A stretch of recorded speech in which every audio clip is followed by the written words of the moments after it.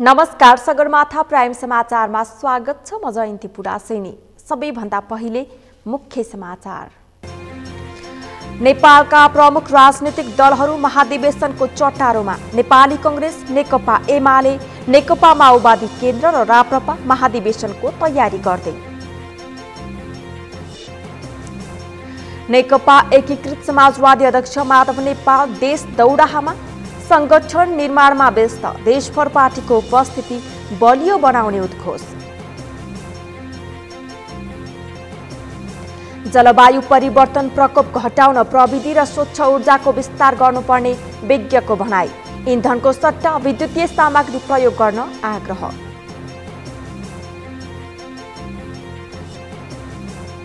क्यानाडाको भ्यान्कुवर प्रान्तमा ठूलो आँधी। 100 वर्ष यताकै ठूलो भएको क्यानाडाले अधिकारीहरूको भनाई।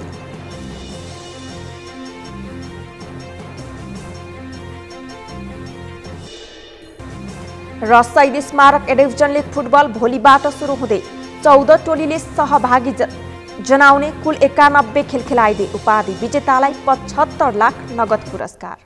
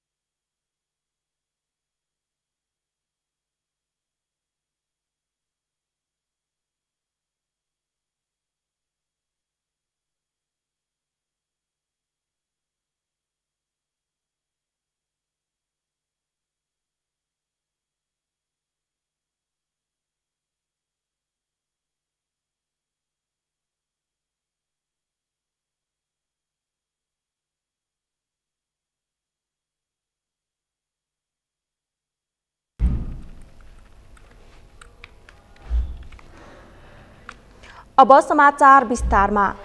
नेकपा एमाले र नेपाली कांग्रेस क्रमशः महाधिवेशनको तयारीमा जुटेका छन्। एमाले मङ्सिर 10 देखि 12 गतेसम्म चितवनमा 10औं महाधिवेशन गर्ने भएको छ भने नेपाली कांग्रेसले मङ्सिर 24 देखि 26 गतेसम्म काठमाडौँमा 14औं महाधिवेशन गर्ने कार्यतालिका सार्वजनिक गरेको छ। अमृत ढकालको रिपोर्ट। प्रमुख राजनीतिक पार्टीहरू महाधिवेशनमा जुटेका छन्। नेकपा एमाले, नेपाली कांग्रेस, नेकपा माओवादी केन्द्र र राष्ट्रिय प्रजातन्त्र पार्टी राप्रपा महाधिवेशनमा जुटेका हुन्। यी 4वटै प्रमुख राजनीतिक पार्टीहरूले यही मङ्सिरदेखि पुससम्ममा महाधिवेशन गर्ने भनेर कार्यतालिका सार्वजनिक गरिसकेका छन्। संसदको सबैभन्दा ठूलो दल नेकपा एमाले 10औं महाधिवेशनको तयारीमा लागिसकेको छ भने नेपाली कांग्रेसले पनि आफ्नो 14औं महाधिवेशनका लागि तीव्र तयारी थालेको छ। 2068 सालमा महाधिवेशन गरेको माओवादी केन्द्रले आगामी पुस 11 देखि 13 गतेसम्म राष्ट्रिय सम्मेलन सम्पन्न गरी महाधिवेशनमा जाने ढोका खोल्दैछ।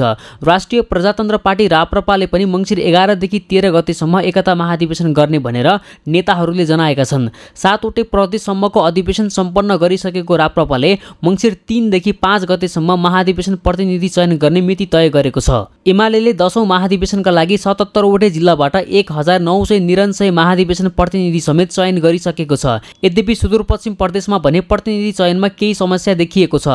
तर एमाले नेताले भने ठूलो पार्टीमा केही समस्या पैदा हुनु स्वाभाविकै भएकाले त्यसलाई विधिपूर्वक समाधान गर्दै जाने बताएका छन्। प्रतिनिधि चयनसम्मको तयारी सकिसकेको एमाले अहिले नारायणघाटलाई व्यवस्थित गर्नतर्फ लागेको जनाएको छ। अहिले भर्खर हाम्रो चाहिँ यो 27, 28, 29, 30 गतेसम्म गरेर अहिले लगभग 2000 को हाराहारीमा हामीले प्रतिनिधिहरू चयन गरिसकेका छौँ र सबै ठाउँमा सर्वसम्मत छ। कुनै कुनै ठाउँमा यदाकदा चाहिँ निर्वाचन पनि भएको छ। केही कुराहरू तपाईँले पनि सुन्नुभयो होला। र सबैभन्दा तयारी भनेको अहिले नारायणघाटको तीरमा त्यो लगभग हामी 5 लाख जनता चाहिँ उतार्छौँ भन्ने चाहिँ छौँ र त्यसमध्ये कार्यकर्ताले हामी परिचालनमा लागिरहेका छौँ र सबै काम गरेर अहिले चाहिँ अब हामी नारायणघाटलाई अब अझ व्यवस्थित गर्नतिर लागिरहेका छौँ। एमाले देशका अधिकांश वडादेखि जिल्ला तह र महाधिवेशन प्रतिनिधि समेत सर्वसम्मत चयन गरेको छ। अध्यक्ष ओली निकट नेताहरूले केन्द्रीय महाधिवेशनमा पनि सर्वसम्मत नेतृत्व चयन गर्न आफूहरूले पहल थालेको बताएका छन्। तर औपचारिक रूपमा घोषणा नगरे पनि घुमाउरो पाराले उपाध्यक्ष भीम रावलले महाधिवेशनमा ओलीलाई चुनौती दिने सङ्केत गरेका छन्। नयाँ नेतृत्व चयन गर्ने यो महाधिवेशनले आगामी निर्वाचनपछि एमालेलाई थप मजबुत बनाउने तयारीका साथ अघि बढेको छ। हाम्रो केन्द्रीयता र जनवादको केन्द्रीयता र हामी एउटा प्रतिस्पर्धामा पनि हामी जानुपर्छ र त्यसको लागि नै हामीले बहुदलीय जनवाद भनेका हौँ, बहुदलको चाहिँ कल्पना गरेका हौँ। त्यसकारण मलाई के लाग्छ भने हामी आन्तरिक यो जुन किसिमको प्रतिस्पर्धा या त हामी चुनावमा लड्ने गर्छौँ नि, त्यसको व्यवस्थापनमा अहिले यसपालि हाम्रो पार्टी पनि र सरकारसँग र फेरि पनि अब नयाँ निर्वाचन आउन लाग्यो। यो तालमेल गर्नको लागि र व्यवस्थापनसँग पनि जानुपर्ने भएको कारणले गर्दाखेरि हामी पार्टीलाई अझ सुदृढीकरण गर्दै र मुलुकलाई समृद्ध र सुखी नेपाली बनाउने भावनासँग जोड्नुपर्छ। त्यसको लागि हाम्रो प्रतिस्पर्धा प्रतिद्वन्द्वीहरू मात्र होइन, हाम्रो जो विचार छ, सङ्गठन छ, हाम्रो सिद्धान्त छ होइन, यी सबैलाई चाहिँ राखेर जाँदाखेरि मलाई लाग्छ यो पटकको हामी अहिले जति सर्वसम्मत भएका छौँ त्यो सर्वसम्मतबाट गर्दाखेरि एउटा जनवादको हैसियत हामीले चाहिँ कायम गर्न सक्छौँ कि भन्ने जस्तो मलाई लाग्छ। त्यसो भएर यसपालिको प्रतिस्पर्धामा अब प्यानल या त गुटहरू चाहिँ नरहला भन्ने हो। सत्ताधारी दल नेपाली काङ्ग्रेसले पनि मङ्सिर 24 देखि 26 गतेसम्म महाधिवेशन गर्ने गरी तयारी थालेको छ। बिहिबार अपराह्नसम्म काङ्ग्रेसले सिन्धुपाल्चोकका 3वटा वडा र सर्लाही जिल्ला बाहेकका सबै जिल्लामा वडा अधिवेशन सम्पन्न गरेको छ। सिन्धुपाल्चोक, रसुवा र तराईका केही पालिका बाहेक सबै पालिका तहमा अधिवेशन सम्पन्न गरिसकेको काङ्ग्रेसले जनाएको छ। तिहार अघि नै 13वटा जिल्ला अधिवेशन सकेको काङ्ग्रेसले बुधबार म्याग्दीमा सभापति चयन गरेको छ। काङ्ग्रेसले शुक्रबार डोल्पा र सोलुखुम्बु जिल्लामा अधिवेशन गर्दैछ। पालिकाको हकमा चाहिँ अब रसुवाको एउटा बाँकी छ, अनि त्यसपछि यहाँ तराईकोहरू बाँकी छन्। अब तराईमा चाहिँ अब तराईहरू भर्खर स्मुथ सुरु हुँदैछन् के अरे। हामीले निर्वाचन समितिलाई चाहिँ जानकारी भएअनुसार रसुवा र सिन्धुपाल्चोकको चाहिँ बाँकी छ भन्ने चाहिँ हामीले जानकारी गर्छौँ। अरू चाहिँ लगभग सकिया छ। जिल्लाहरू त तपाईँको अहिले चाहिँ हाम्रो त 13वटा जिल्ला त यो तिहार अगाडि नै सकिसकेको थियो। हिजो एउटा चाहिँ म्याग्दीमा पनि एउटा जिल्ला सभापति निर्विरोध भयो भने चाहिँ तपाईँले समाचार थाहा पाइसक्नु भएको छ होइन। अनि भोलि चाहिँ तपाईँको जो डोल्पा आउँदैछ, अनि भोलि नै तपाईँको सोलुखुम्बुमा आउँदैछ। अनि तपाईँको अब हामी कहाँ 16वटा जिल्ला चाहिँ अब तत्काल यही चाहिँ तपाईँको 6 गतेभन्दा अगाडि नै 16वटा जिल्ला चाहिँ कम्प्लिट हुन्छ। पटक पटक केन्द्रीय महाधिवेशनको मिति हेरफेर गर्दै आएको काङ्ग्रेसले शुक्रबारबाट प्रदेश अधिवेशन गर्दैछ। नेताले उम्मेदवारी घोषणा गर्ने र महाधिवेशनको लागि दौडधुप गर्ने क्रम पनि बढेको छ। यसले अब भने काङ्ग्रेस महाधिवेशन नसर्ने सङ्केत गरेको छ। बाँकी भएको जिल्लाहरूको चाहिँ भोलिबाट चाहिँ नयाँ अब निर्वाचन तालिका अनुसार त अब हाम्रो चाहिँ प्रदेशको चाहिँ 6 गते, प्रदेशको 3 गते, त्यसपछि आएर क्षेत्रको 6 गते, जिल्ला अधिवेशन 10 गते हुने छ नि त। यही अनुसार जान्छ, फटाफट अब सुरु हुन्छ। वडादेखि लिएर सबै चाहिँ अलिकति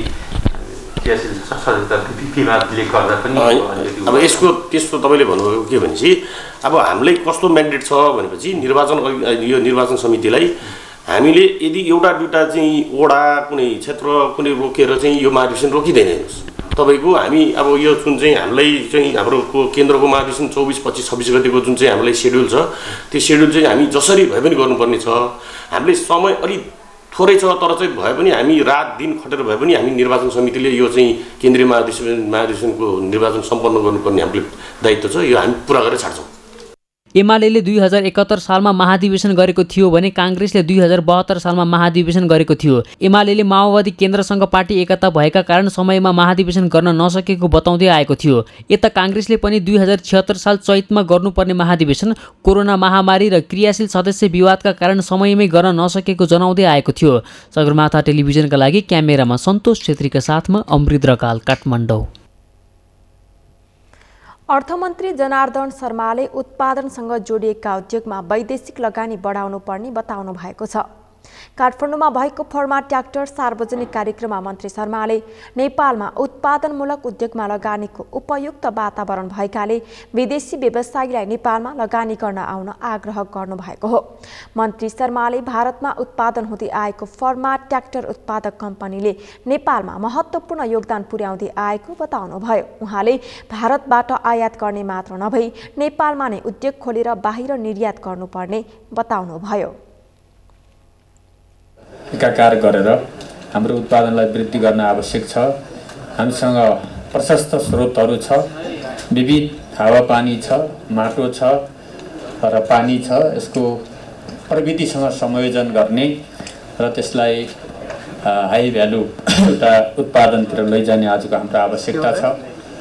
हामी आत्मनिर्भर हुने साधन स्रोत हुँदाहुँदै पनि हामी आज सप्लाई र आयात गर्नु परिरहेको छ। त्यसलाई आयातलाई निर्याततिर बढाउने, आयातलाई प्रतिस्थापन गर्ने हाम्रो उद्देश्य हो। त्यसमा यति टेक्निक फर्म प्राइभेट लिमिटेडले सप्लाईको तिर ध्यान दिएर कतै उत्पादनमा पछि पर्छ कि भन्ने मलाई चिन्ता लाग्यो। यो सप्लाई सँगसँगै उत्पादनमा पनि यहाँहरूको प्रयास पछि नपरोस्, कम नपरोस् भन्ने म विषय राख्न चाहन्छु।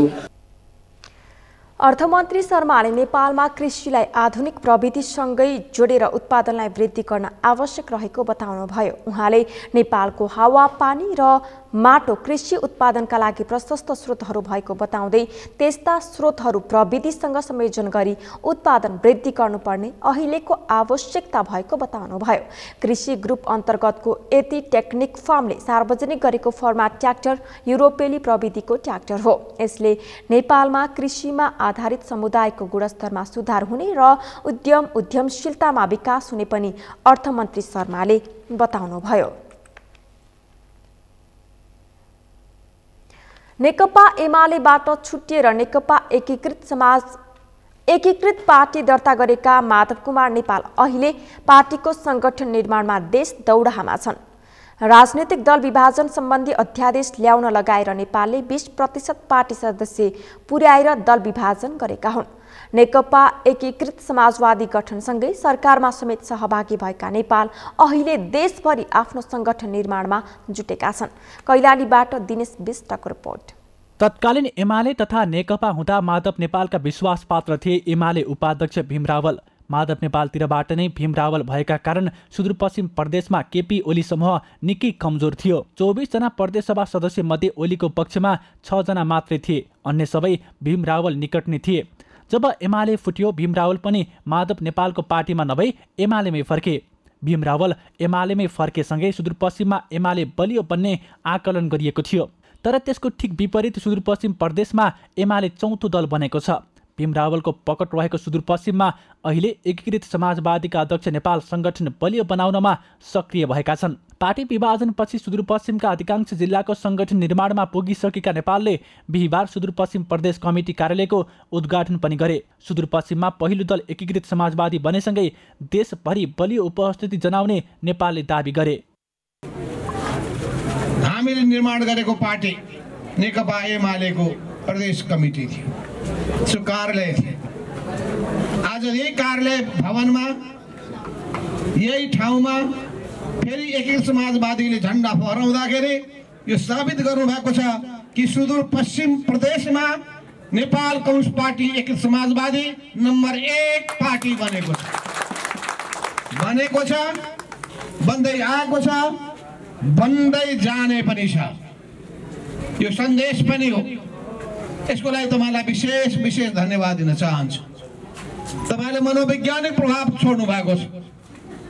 यो भवन मैले सुने 20 को अवधिमा तानातान साइनबोर्ड लुसा चुडी हुँदा केमा हो उसको घाँटीमा के झण्डा झोल्याउँदै यही ठाउँबाट कता लगिएको थियो रे तमासा। एमालेको प्रवृत्तिलाई त्यसले उजागर गरेको, एमालेको चरित्रलाई त्यसले उजागर गरेको, त्यो त्यस्तै प्रवृत्ति भएका मान्छेहरूको पार्टी बन्न पुगेको छ। अध्यक्ष नेपालले एमालेमा रहेका नेता कार्यकर्ता अराजक बनेको आरोप लगाएका छन्।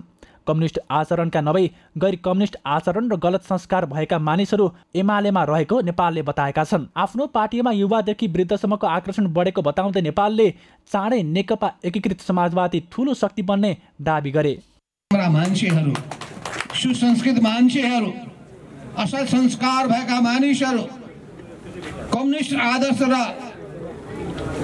कम्युनिस्ट कम्युनिस्ट प्रवृत्तिबाट प्रेरित हुनेहरू होइनन्, गैर कम्युनिस्ट आचरण अँगाल्नेहरूको अब त्यो पार्टी बन्न पुग्दैछ र कम्युनिस्ट आदर्शप्रति समर्पित हुनेको पार्टी नेपाल कम्युनिस्ट पार्टी एकीकृत समाजवादी बन्न गइरहेको छ र यो पार्टी यही हिसाबले कम्युनिस्ट सिद्धान्तप्रति समर्पित हुने, कम्युनिस्ट आदर्शप्रति समर्पित हुने, कम्युनिस्ट आचरणलाई अंगीकार गर्ने, त्याग तपस्या बलिदानको भावनाका साथ देश र जनताको हितको निम्ति समर्पित हुने त्यस्ता योद्धाहरू, कार्यकर्ताहरू, नेताहरू यो पार्टीमा आबद्ध हुँदै गइरहेका छन्। सुदूरपश्चिम प्रदेश सभामा पहिलो दल नेकपा एकीकृत समाजवादी बनेसँगै अब प्रदेशमा पनि पहिलो दल बनाउने दाबी प्रदेशका नेताहरूले गरेका छन्। पार्टीको संगठन विस्तार तथा कार्यकर्ता प्रशिक्षणकै लागि अध्यक्ष नेपालको दौडधुप बढेको पार्टी नेताहरूको भनाइरहेको छ। यही दौडका साथ सुदूरपश्चिममा एक शक्तिशाली पार्टी निर्माण गर्ने दाबी नेताहरूको छ। नेकपा एकीकृत समाजवादीलाई पहिलो पार्टीको रूपमा हामीले स्थापित गरिसकेका छौँ। अब हामी घोषणा गर्दैछौँ यो पार्टी कार्यालय यस्तो निर्णय गर्नेछ, आगामी हुने उपनिर्वाचनमा, आगामी हुने स्थानीय तहको निर्वाचनमा, आगामी हुने प्रदेश र प्रदेश सभाको निर्वाचनमा नेकपा एकीकृतलाई फेरि 1 नम्बर पार्टी स्थापना गर्ने जमर्को यो पार्टी कार्यालय निर्णय गर्नेछ। यही सन्देश दिनका निम्ति हाम्रो पार्टीको आदरणीय सहयोगी अध्यक्ष र पार्टीका आदरणीय सहयोगी नेताहरू हाम्रो बिचमा आउनुभएको छ। यो पार्टी कार्यालयले नेकपा एकीकृत समाजवादीलाई पहिलो शक्तिको रूपमा स्थापित गर्ने, केपी ओलीको कथित अवैध संविधान सर्वोच्च अदालतको षड्यन्त्रकारी ढङ्गले नेकपा एमालेलाई जन्माएको अवस्थामा हामीले विद्रोह गरेर नेपाल कम्युनिस्ट एकीकृत समाजवादीलाई पहिलो पार्टीको स्थापित गरेका छौँ। भीम रावलले एक छत्र राज गरेको सुदूरपश्चिममा एमाले अब उनकै पछि नरहेपछि रावल एक्लिएका हुन्। एमालेमा हुँदा रावल निकट मानिने अधिकांश नेताहरू नेकपा एकीकृत समाजवादीमा लागेपछि रावल एक्लिएका हुन् भने माधव नेपालको पक्षमा माहौल बढ्दै गएको छ। सगरमाथा टेलिभिजनका लागि कैलालीबाट दिनेश विष्टको रिपोर्ट। महिलाहरूको सहभागिता यसअघिको भन्दा केही बढेको छ। कानुनी बाध्यताका कारण यस्तो दृश्य देखिएको हो, तर राजनैतिक पार्टीका निर्णायक तहमा भने महिलाहरूको सहभागिता न्यून छ। दलहरूभित्र महिलाहरूको अर्थपूर्ण उपस्थिति गराउन के उपाय अपनाउनु पर्ला, यसबारेमा विभिन्न राजनैतिक दलका नेताहरूले आफ्नो विचार व्यक्त गरेका छन्। एक रिपोर्ट। कानुनी बाध्यताका कारण निर्वाचित जनप्रतिनिधिहरूमा महिलाहरूको सकारात्मक उपस्थिति देखिन्छ, तर राजनैतिक दलभित्रको निर्णायक तहमा भने पुरुष प्रधान चरित्र नै देख्न पाइन्छ। राजनीतिक दलको पदाधिकारी र निर्णायक तहमा महिला सहभागिताका विषयमा सञ्चारिका समूहले बिहिबार काठमाडौँमा गरेको कार्यक्रममा नेकपा एमालेका सचिव प्रदीप गेवालीले महिला सहभागितालाई अर्थपूर्ण बनाउन महिला स्वयंलाई आर्थिक रूपमा आत्मनिर्भर बनाउन आवश्यक रहेको बताए। गेवालीले संविधान र राजनीतिक दल सम्बन्धी ऐनमा गरिएको व्यवस्थालाई कार्यान्वयन गरेर महिला सहभागिताको कुरा गर्नु कस्मेटिक सहभागिता मात्रै हुने टिप्पणी गरे। उनले सांस्कृतिक रूपान्तरण नभएसम्म महिला सहभागिता प्रभावकारी हुन नसक्ने बताए। हामीले महिला सहभागिता, महिला पदाधिकारीको कुरा गरिरहँदा महिलाहरूलाई आर्थिक रूपले आत्मनिर्भर बनाउने, उनीहरूलाई चुलो चौकोबाट बाहिर निकाल्ने, उनीहरूलाई उत्पादनसँग जोड्ने, अर्थात् मार्क्सवादी भाषामा भन्दा उनीहरूलाई आर्थिक हिसाबले पनि मुक्ति दिने, आर्थिक स्वतन्त्रता दिने, त्यो प्रश्नसँग जोडेनौँ भने नि यो चाहिँ फेरि पनि सहभागिता चाहिँ कस्मेटिक हुने खतरा हुन्छ। त्यसबाट कस्मेटिक होइन, फर्मल होइन कि त्यसलाई सब्स्ट्यान्टिभ एउटा चाहिँ सारभूत खालको चाहिँ एउटा सहभागितामा हामीले जोड दिनुपर्छ। नेकपा एमाले यसरी नै सोचिरहेको छ, र आर्थिक रूपले आत्मनिर्भर बनाउने। त्यस्तै नेपाली कांग्रेसका केन्द्रीय सदस्य बद्री पाण्डेले दलहरू राजनीतिक मूल्य मान्यताबाट स्खलित हुँदै गएकाले महिलाहरू राजनीतिक दलको निर्णायक तहमा आउने विषय चुनौतीपूर्ण बन्दै गएको बताए। महिला सहभागी गराउनकै लागि एउटै पदमा संख्या थप गर्ने अभ्यास पार्टीभित्र सुरु भएको उल्लेख गर्दै उनले संख्या थपेर महिला सहभागिता गराएको भन्न नमिल्ने तर्क गरे। समितिहरूलाई कामकाजी बनाउने हो कि कार्यसमितिहरूलाई चाहिँ ठुलो आकारको बनाउने हो, स्थूल आकारको बनाउने हो भन्दा यो कामकाजी बनाउनुपर्छ। कामकाजी बनाउनलाई सानो बनाउनुपर्छ। सानो बनाउने सानै ठाउँमा अनि महिलाको उपस्थितिलाई सुनिश्चित गर्नुपर्छ। यो सङ्ख्या थपेर चाहिँ उपसभापति महामन्त्री थपेर चाहिँ यो चाहिँ समाधान हो भन्ने लाग्दैन। मैले देखेको समस्या चाहिँ यो राजनीति मूल्य मान्यताबाट स्खलित हुन लाग्यो। राजनीति मूल्य मान्यताबाट स्खलित हुन लागेपछि महिला सहभागिता चाहिँ अझ चुनौती, यसमाथि चुनौती, महिलाहरू चाहिँ निर्णायक ठाउँमा आउने कुरामा अझ चुनौती छ। विज्ञहरूले नेपालमा वायु प्रदूषण बढ्दै गएको भन्दै आम नागरिकलाई सचेत रहन आग्रह गरेका छन्। जलवायु विज्ञ डाक्टर धर्मराज उप्रेतीले नेपालमा वायु प्रदूषण बढ्दै गएकाले त्यसतर्फ सचेत रहन आग्रह गर्नुभएको हो। बंगालको खाडी र पश्चिम अरेबियन सागरमा उत्पन्न भएको एक किसिमको जलवायु प्रणालीका कारण भारतका केही शहरहरूमा भीषण वर्षा हुने र त्यसको असर नेपालमा पनि देखिने बताउनुभयो।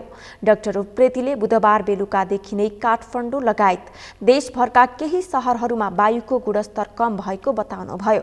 उहाँले दक्षिण भारतमा 215 मिलिमिटर भन्दा बढी वर्षा हुने सम्भावना रहेको र भारतमा देखिएको प्रदूषण उत्तरतर्फ सर्दा नेपालमा असर पर्ने बताउनुभयो। डाक्टर उप्रेतीले नेपालमा वर्षा नभई पनि उच्च हिमाली क्षेत्रमा हिमपात र बाक्लो कुहिरो लाग्ने तथा तराईमा शीतलहर देखा पर्ने बताउनुभयो। उहाँले भारतका केही शहरमा प्रदूषणको मात्रा खतराको तहभन्दा माथि रहेको र हावाको दिशा उत्तरतर्फ सरेमा काठमाडौँ पनि प्रभावित हुने बताउनुभयो। डाक्टर उप्रेतीले विराटनगर, धनगढी, महेन्द्रनगर लगायतका स्थानमा वायु प्रदूषणको स्तर बिग्रिँदै गएको बताउनुभयो। विराटनगरको हेर्ने हो भनेपछि 200 प्लसको हाराहारीमा छ, जुन खतरा तहभन्दा माथि हो होइन। त्यसले गर्दा त्यसलाई रोक्नको लागि चाहिँ अब सकिन्छ नगरपालिकाले आफ्नो क्षेत्रमा धुलोलाई चाहिँ घटाउने गरी पानी छर्किन सक्छ होइन। या अब प्रदूषण बढ्यो भनेपछि उद्योग धन्दा बन्द गर्नुपर्ने हुनसक्छ 1-2 दिन होइन। सहर साधन बन्द गर्नुपर्ने हुनसक्छ। जो दिल्लीमा चाहिँ लकडाउन भएको छ, सहर साधन बन्द भएको अवस्था छ, त्यो सम्मको मेजर चाहिँ हामीले गर्न सक्छौँ। त्योभन्दा ठुलो मेजर भनेको चाहिँ अहिले अब त्यसले पनि पुगेन भनेपछि त सम्पूर्ण लकडाउन पनि गर्नुपर्ने अवस्था हुनसक्छ, तर त्यहाँसम्म नजाला। डाक्टर उप्रेतीले वायु प्रदूषण कम गर्न धुलोलाई घटाउने गरी नगरपालिकाहरूले पानी छर्कने, उद्योग धन्दा केही दिनका लागि बन्द गर्ने र सवारी साधन बन्द गर्ने लगायतका काम बेलैमा गर्नुपर्ने बताउनुभयो। उहाँले वायु प्रदूषण बढ्दै गएमा देशव्यापी लकडाउन गर्नुपर्ने बताउनुभयो। डाक्टर उप्रेतीले वायु प्रदूषणका कारण श्वास प्रश्वासमा समस्या हुनेदेखि विभिन्न रोगहरू निम्त्याउन सक्ने बताउनुभयो। पाटनको मणिगल क्षेत्र कार्तिक डबलीमा कार्तिक नाच अन्तर्गत 8औं अर्थात् अन्तिम दिन नृसिंह अवतार हिरण्यकश्यपु वध मञ्चन गरिएको छ। प्रत्येक वर्ष ललितपुर दरबार क्षेत्रमा कार्तिक नाट्य महोत्सव मञ्चन गर्ने परम्परा अनुसार गैराती सो नृत्य प्रदर्शन गरी यो वर्षको नृत्य समापन गरिएको हो। भगवान विष्णु अनि दैत्य राज हिरण्यकश्यपु तथा भक्त प्रहलादको कथामा आधारित नृत्य प्रदर्शन गरिएको कार्तिक नाच संरक्षण समितिका अध्यक्ष किरण चित्रकारले जानकारी दिनुभयो। सो नाटक मार्फत अरूलाई अन्याय तथा अत्याचार गर्न नहुने, यदि गरेमा आफू पनि उक्त जालमै परिने सन्देश छर्न खोजिएको उहाँले बताउनुभयो। विक्रम सम्मत 1697 मा पाटनका राजा सिद्धि नरसिंह मल्लले देश र जनताको कल्याणार्थ सो नाचको सुरुवात गरेको बताइन्छ। कार्तिक नाचको माध्यमद्वारा देशमा आउने विघ्न बाधा हटी शान्ति र सुव्यवस्था कायम रहने विश्वास छ। कार्तिक महिनाभरि विभिन्न विधि र प्रकारका नृत्य प्रदर्शन गरिने भएकाले यस नाचलाई कार्तिक नाच भनिएको हो। सगरमाथा समाचारमा एकैछिन विश्रामपछि जलवायु परिवर्तन प्रकोप घटाउन प्रविधि र स्वच्छ ऊर्जाको विस्तार गर्नुपर्ने विज्ञको भनाई। इन्धनको सट्टा विद्युतीय सामग्री प्रयोग गर्न आग्रह। क्यानाडाको भ्यान्कुवर प्रान्तमा ठूलो आँधी, 100 वर्ष यताकै ठूलो भएको क्यानाडाली अधिकारीहरूको भनाई।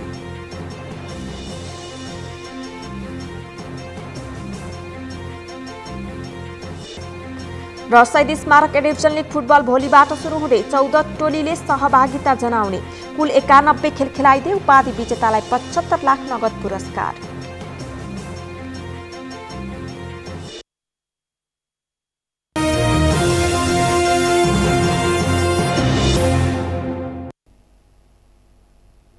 विश्रामपछि पुनः स्वागत छ। अब बाँकी समाचार। वन तथा वातावरण मन्त्रालयका सचिव डाक्टर प्रेम नारायण कडेलले जलवायु परिवर्तनको प्रकोपलाई न्यूनीकरण गर्न क्लिन इनर्जी अर्थात् स्वच्छ ऊर्जाको उत्पादन बढाउनु पर्ने बताउनु भएको छ। आज वन तथा वातावरण मन्त्रालयले आयोजना गरेको पत्रकार सम्मेलनमा सचिव कडेलले जलवायु परिवर्तनको प्रकोपलाई न्यूनीकरण गर्न क्लिन इनर्जी बढाउनु पर्ने बताउनु भएको हो। उहाँले क्लिन इनर्जीले नै जलवायु परिवर्तनको प्रकोपलाई घटाउन र हटाउन सहयोग गर्ने भन्दै अब चुला चौकामा विद्युतीय सामग्री प्रयोग गर्नुपर्ने बताउनुभयो। सचिव कडेलले पेट्रोलियम पदार्थबाट चल्ने सवारी साधनहरूले पनि धेरै असर गरेको बताउँदै त्यसलाई पनि विद्युतीय सवारी साधनमा रूपान्तरण गर्दै लैजानु पर्ने बताउनुभयो। उहाँले विद्युतीय सवारी साधन सञ्चालनका लागि कोप 26 को बैठकमा 19 अर्ब अमेरिकी डलर दिने प्रतिबद्धता भइसकेको बताउनुभयो। गर्छ हैन, त्यसलाई चाहिने हटाउनलाई चाहिने कन्ट्रिब्युसन गर्छ भन्ने हाम्रो प्लान छ, त्यो प्रष्टै छ। र त्यो भएपछि हामीले चाहिने चुला चौकामा पनि इलेक्ट्रिसिटी लान्छौँ, इन्डस्ट्रीमा पनि हामीले अहिलेको पद्धतिलाई रूपान्तरण गर्छौँ हैन। त्यसपछि गएर भेहिकललाई चाहिने ई भेहिकलको रूपमा ट्रान्सफर्म गर्छौँ र त्यो सायद यो विज्ञप्तिमा आएको छैन, इलेक्ट्रिक भेहिकलको लागि 19 बिलियन US डलर दिने भन्ने प्रतिबद्धता त्यही भएको छ। 3टा देशमध्ये नेपाल पनि परेको छ, घोषणै भएको छ। नामा फेसिलिटी भन्ने एउटा संरचना छ, त्यसले चाहिने त्यो घोषणा गरेको छ। त्यसैले त्यो पनि भएको छ र थुप्रै तपाईहरुलाई पनि मैले भन्न बिर्सेँ, थुप्रै प्रतिबद्धताहरू तपाईहरुले सुरु गर्नुस्, हामी सहयोग गर्छौँ भन्ने एक खालको साँच्चै चाहिने प्रतिबद्धताहरू पनि हामीले वित्त व्यवस्थापनको लागि पनि प्राप्त गरेको अवस्था छ। त्यसैले त्यो विषय चाहिने ज्यादै महत्त्वपूर्ण छ र हामी क्लिन एनर्जीलाई प्रयोग गरेर जान्छौँ। अब गर्ने कसरी हो त भन्ने विषयमा क्लिन एनर्जीको प्रयोग गर्दाखेरि चाहिने हामीलाई चाहिने हामीले त्यहाँ बोलेका छौँ, हामी चाहिने we like to use clean energy to get the net zero emission by 2045. Then we do need the subsidy. त्यहाँ ग्रान्ट पैसा चाहियो। सचिव कडेलले जलवायु परिवर्तनको प्रकोपलाई कम गर्न प्रविधि र क्लिन इनर्जीलाई विस्तार गर्न मेहनत गर्नुपर्ने बताउनुभयो। नेपालले पेरिस सम्झौता अनुसार जलवायुजन्य प्रकोपलाई कम गर्न सम्पूर्ण प्रतिबद्धता अनुरूप काम गरेको बताउँदै सचिव कडेलले नेपाल प्रतिबद्धता अनुरूप काम गर्ने पहिलो देश बनेको पनि बताउनुभयो। सुनसरी प्रहरीले सीमावर्ती क्षेत्रबाट 180 किलो तयारी अवस्थाको गाँजा बरामद गरेको छ। ट्र्याक्टरको ढालामा पाता थपेर बनाइएको क्याबिनमा लुकाइएको 180 किलो गाँजा प्रहरीले देवानगञ्जबाट बरामद गरेको हो। पराल लिन सीमा पारी जानुपर्ने भन्दै मोटरसाइकल चालकले इजाजत माग्दै गर्दा प्रहरीले शङ्का मानी खाली ट्र्याक्टरको चेकजाँच गरेको थियो। त्यसक्रममा ट्रलीभित्र थप क्याबिन बनाएर लुकाएर राखेको ठूलो परिमाणमा गाँजा प्रहरीले बरामद गरेको हो। प्रहरीले गाँजासहित ट्र्याक्टर सीमा पारी कटाउन सहयोगीको भूमिका खेल्ने सन्तोष कुमार मेहतालाई समेत नियन्त्रणमा लिएको छ। मेहता स्थानीय विद्यालयमा कार्यरत शिक्षक रहेको प्रहरीको प्रारम्भिक अनुसन्धानबाट खुलेको छ। सुनसरी प्रहरीले बरामद गाँजासहित पक्राउ परेका मेहतालाई पत्रकार सम्मेलन मार्फत सार्वजनिक गरेको छ। पत्रकार सम्मेलनमा प्रहरी प्रमुख सञ्जय सिंह थापाले बरामद गाँजा तस्करीको तरिका बिल्कुलै नौलो पाइएको बताए। उनले लामो समयदेखि गाँजा तथा लागु औषध कारोबार भइरहेको हुन सक्ने देखिएकाले अनुसन्धान त्यसतर्फ केन्द्रित गरिएको बताए।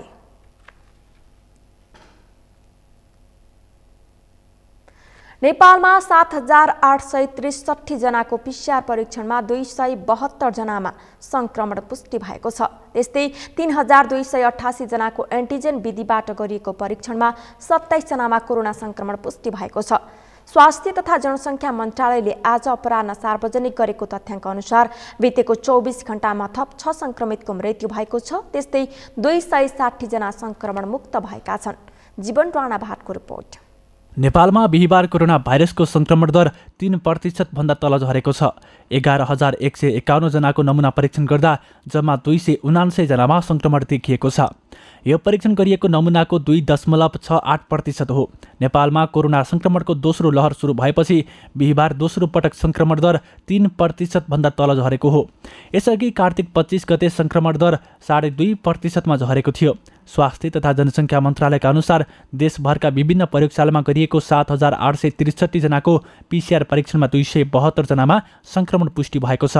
त्यसैगरी 3,288 जनाको एन्टिजेन विधिबाट गरिएको परीक्षणमा 27 जनामा संक्रमण देखिएको छ। सोही अवधिमा थप 6 जना कोरोना संक्रमितको मृत्यु भएको छ। यो सहित कोरोना संक्रमणका कारण ज्यान गुमाउनेको संख्या 11,489 पुगेको छ। यो सहित कोरोना संक्रमणका कारण ज्यान गुमाउनेको संख्या 11,489 पुगेको छ। त्यस्तै 260 जना निको भएका छन्। यो सँगै संक्रमण मुक्त हुनेको संख्या 7,79,176 पुगेको छ। स्वास्थ्य मन्त्रालयका अनुसार हाल देशभर सक्रिय संक्रमितको संख्या 7,642 जना रहेका छन्। स्वास्थ्य मन्त्रालयका अनुसार हाल देशभर सक्रिय संक्रमितको संख्या 7,642 रहेको छ। निको हुने दर 97.7% रहेको मन्त्रालयले जनाएको छ। पछिल्लो 24 घण्टामा थप 71,892 जनाले कोरोना विरुद्धको खोप लगाएका छन्। सगरमाथा टेलिभिजनका लागि जीवन राणाबाट काठमाडौँ। सवारी चालक अनुमति पत्र अर्थात् लाइसेन्स दिने एकान्त कुना स्थित यातायात व्यवस्था कार्यालय सवारी चालक अनुमति पत्रले कार्यालयमा व्यवस्थापनलाई चुस्त र प्रभावकारी बनाउन नसक्दा सेवाग्राहीले शास्ति बिहोर्दै आएका छन्। कार्यालयमा सेवा लिन पुगेका अधिकांश सेवाग्राही राम्रो सेवा प्रवाह नहुँदा निराश बनेको पाइयो। शान्ता दनुवारको रिपोर्ट। यी हुन् भक्तपुरका रमेश श्रेष्ठ। उनी ब्लुबुक नवीकरण गर्न सवारी चालक अनुमति पत्र बागमती एकान्त कुना धाएको 9 महिना भयो, तर उनको काम अझै फत्ते भएको छैन। रिन्युको लागि आएको 8-9 महिना भइसक्यो। अब आएर सोद्धाखेरि चाहिँ भन्छ कि आएको छैन। कतिचोटि धाउने आएको छैन। एक अर्को कुरो के भन्दा कहिले आउँछ त्यो पनि जवाबदेही छैन। अब विभागले जहिले पठाउँछ त्यहीले। अब लाइसेन्स लिनको लागि पनि यति धाको धाई आफ्नो काम छोडेर लाइसेन्सको लागि चाहिँ हामी आइराख्नु पर्ने। एउटा चिट दिएको भएर त त्यो चिट त हामीसँग छैन। अब भोलि गएर त म त अब त्यो सबै च्यातेर गइसकेको चिजलाई कहाँबाट ल्याएर हामीले चाहिँ त्यसलाई दिने। अब यो समस्या अहिले म त जुन अहिले हाकिमसँग कुरा गर्दाखेरि विभागसँग सम्बन्ध। अब विभागसँग त हामी जान्दैनौँ नि त। विभागले गरोस् कि मन्त्रालयले गरोस् त्यो त हामी त सरकार छैन। हामीलाई त यहाँबाट यातायातबाट चाहिँ गर्नु पर्यो। पैसा लिएको यहीँ हो, दिने ठाउँ यहीँ हो, बुझाएको पनि यहीँ हो, सबै म त चाहिँ भेरिफाई गराएको पनि यही हो। त यो जवाबदेही हुँदैन कि विभागमा जानुपर्ने अब फेरि हामीले लाइसेन्स एउटाको लागि। रमेश जस्तै मोरङका तुलसी कट्टेल पनि लाइसेन्स नवीकरणका लागि काठमाडौँसम्म आए, तर 2 दिनदेखि कार्यालय धाउँदा पनि काम बन्न नसकेको उनको पनि गुनासो छ। यी त केही उदाहरण मात्र हुन्। यातायात कार्यालयहरूले दिने सेवा अझै व्यवस्थित नहुँदा वर्षौंदेखि सेवाग्राही शास्ति भोग्दै आइरहेका छन्। यातायात कार्यालयहरूमा सेवाग्राहीले पाउने शास्ति र हैरानी कतिसम्म छ भने 5 मिनटको कामका लागि सेवाग्राही घण्टौँसम्म लाइनमा बस्नुपर्ने हुन्छ। यातायात कार्यालयमा काम गराउन पुगेका सेवाग्राही बिहानै कार्यालय आउँछन्। अलिकति मात्र ढिला भयो भने काम नहुने डरले एका बिहानै पुगेका सेवाग्राहीका काम भने समयमा सकिँदैन। त्यसले गर्दाखेरि काम गर्न धेरै गाह्रो भइरहेको छ। अनि नपुगेर हामीले के गरेका छौँ भने एकजना कर्मचारीलाई 2 ड्युटी दिएर काम गर्न लागिरहेको छौँ। एउटा काम गऱ्यो भने अर्कोबाट अलिकति ब्लक हुने भयो होइन। त्यसले गर्दाखेरि पनि अलिक स्लो छ। अब जनगुनासो आउने त स्वाभाविकै हो, किनभने अरू नयाँ अफिस जस्तो यहाँ होइन। नयाँमा त्यस्तो समस्या छैन रिन्युमा चाहिँ है। अनि हामी कहाँ चाहिँ त्यो रिन्युमै समस्या हो, फेरि नयाँ सिस्टममा समस्या छैन। जुन नयाँ दर्ता हुन्छ त्यसमा समस्या छैन। थुप्रै छ त्यस्तो कारणहरू। अब लेआउट पनि अलिकति मिलेको देखिँदैन यहाँ होइन। किन कर्मचारी अब डिएलको लागि यहाँ आउनुपर्ने, फेरि उतै जानुपर्ने त्यस्तो छ। त्यो बिस्तारै मिलाउन लागेको छु। पछिल्लो समय निजी सवारी खरिद गर्नेहरूका संख्या बढ्दो छ, तर सवारी लाइसेन्स बनाउने, ब्लुबुक नवीकरण गर्ने, नामसारी गर्ने जस्ता कार्यमा भने सेवाग्राहीले सहजता पाउन सकेका छैनन्। बिहान 10 बजे नै कार्यालयमा आइपुगेका सेवाग्राही दिउँसो 3 बजेसम्म पनि काम पूरा हुन नसकेको गुनासो गरेका छन्। यस्तोमा नेपालका सरकारी कार्यालय अझै सेवाग्राही मैत्री बन्न नसकेको सेवाग्राहीको गुनासो छ। देश डिजिटल युगमा प्रवेश गरेको तथा सरकारी कार्यालयहरू प्रविधि मैत्री बन्दै गएको दावी गरिए तापनि यातायात कार्यालयमा हुने गतिविधिले सरकारी काम कति झन्झटिलो हुन्छ भन्ने उजागर गरेको छ। तसर्थ यस विषयमा सरकारवाला निकाय र स्वयं कार्यालयले चासो दिन अत्यन्त आवश्यक छ। सगरमाथा टेलिभिजनका लागि क्यामेरामा सुरेन्द्र राउतका साथ शान्ता दनवार, काठमाडौँ।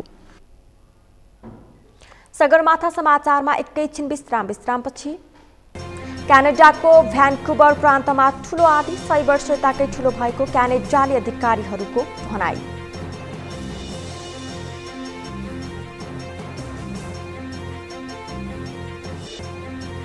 रसाई देशमा र डिभिजन लिग फुटबल भोलिबाट सुरु हुँदै 14 टोलीले सहभागी कुल 91 खेल खेलाइदिए। उपाधि विजेतालाई 75 लाख नगद पुरस्कार।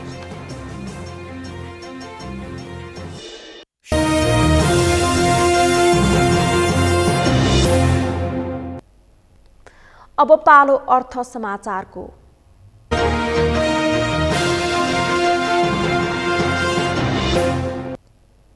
शेयर कारोबारको लागि अन्तिम दिन बिहीबार शेयर बजार राताम्य बनेको छ। कारोबारको सुरुदेखि नै निकै उतार चढाव रहेको बजार अन्तिम समयमा दोहोरो अङ्कले गिरावट देखिएको छ।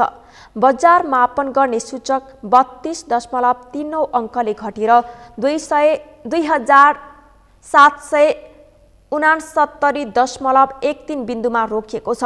224 कम्पनीको 98,62,940 किता शेयर 6,27,18,67,230 रुपैयाँको शेयर किनबेच भएको छ। ठूला कम्पनीको कारोबार मापन गर्ने सूचक 4.25 अङ्कले घटेर 521.18 बिन्दुमा रोकिएको छ। बिहीबारको कारोबारमा सबै समूहको उपसूचक घटेको छ। बैंकिङ समूहको 22.19 अङ्क, विकास बैंक 111.61, जलविद्युत 93.28, वित्त कम्पनी 27.7, निर्जीवन विमान 204.35, उत्पादन तथा प्रशोधन 78.07, माइक्रो फाइनान्स 9.64, जीवन बिमा समूहको उपसूचक 227.46 अङ्कले घटेको छ। कारोबारमा मानुषी लघुवित्त वित्तीय संस्था र तेह्रथुम पावर कम्पनीको शेयर मूल्यमा सकारात्मक सर्किट लागेको छ। यो दिन कारोबार रकमको आधारमा नेपाल दूरसञ्चार प्राधिकरण कम्पनी अग्रस्थानमा रहेको छ। समाचारको अन्त्यमा मुख्य समाचार फेरि एकपटक। नेपालका प्रमुख राजनीतिक दलहरू महाधिवेशनको चटारोमा।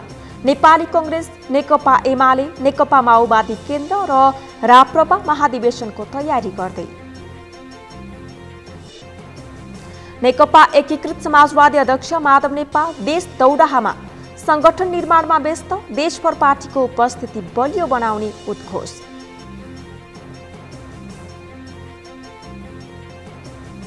जलवायु परिवर्तन प्रकोप घटाउन प्रविधि र स्वच्छ ऊर्जाको विस्तार गर्नुपर्ने विज्ञको भनाई। इन्धनको सट्टा विद्युतीय सामग्री प्रयोग गर्न आग्रह।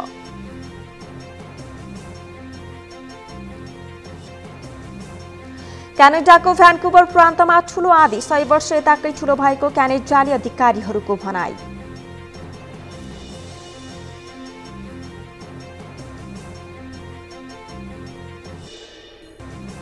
रसाइदी स्मारक डिभिजन लिग फुटबल भोलिबाट सुरु हुँदै 14 टोलीले सहभागिता जनाए।